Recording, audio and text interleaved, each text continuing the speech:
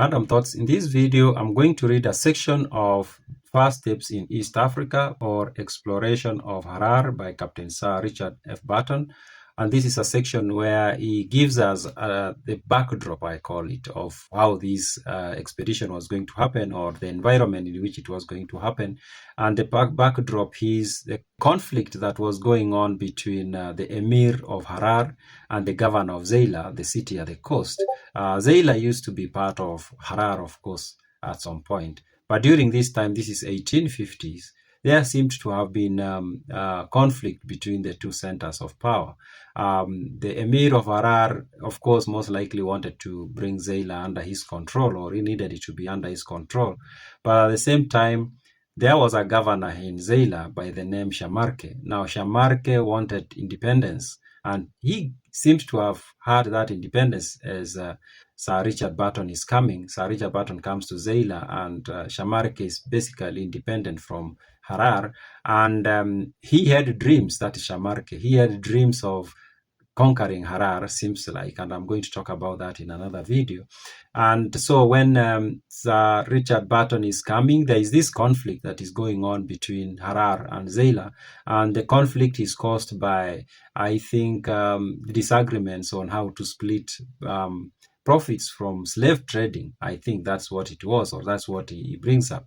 Now, I'm going to read this. He writes before he arrives at Zayla, and he says, "As we slowly threaded the intricate coral reefs of the port, a bark came scudding up to us. It tacked, and the crew proceeded to give news in roaring tones. Friendship between the Emir of Harar and the governor of Zayla had been broken. The road through the Isa Somal had been closed by the murder of Masood, a favorite slave and adopted son of Shamarke. All strangers had been expelled the city for some misconduct by the Harar chief. Moreover, smallpox was raging there in such violence that the Gala peasantry would allow neither ingress nor egress." So, as they are arriving in Zayla, they get news that there was a conflict between the Emir of Harar and the governor of Zayla. And there was a conflict about slave trading. And in that process, or in that commotion, we can say, one of the governor's slaves, a favorite slave, who went by the name Masood, is murdered or is killed. And now that makes, of course, Shamarke very angry. And he chases out people from the city who are strangers, who are not people who stay in the city, or people who are not residents of the city, that is. And at the same time, there's a smallpox outbreak in the city, and there's control of people coming in and going out. But Sir Richard Burton and his entourage, his group, they are let in, and he tells us about that. And then, of course, they continue with what they wanted to do. Now, here is something very interesting.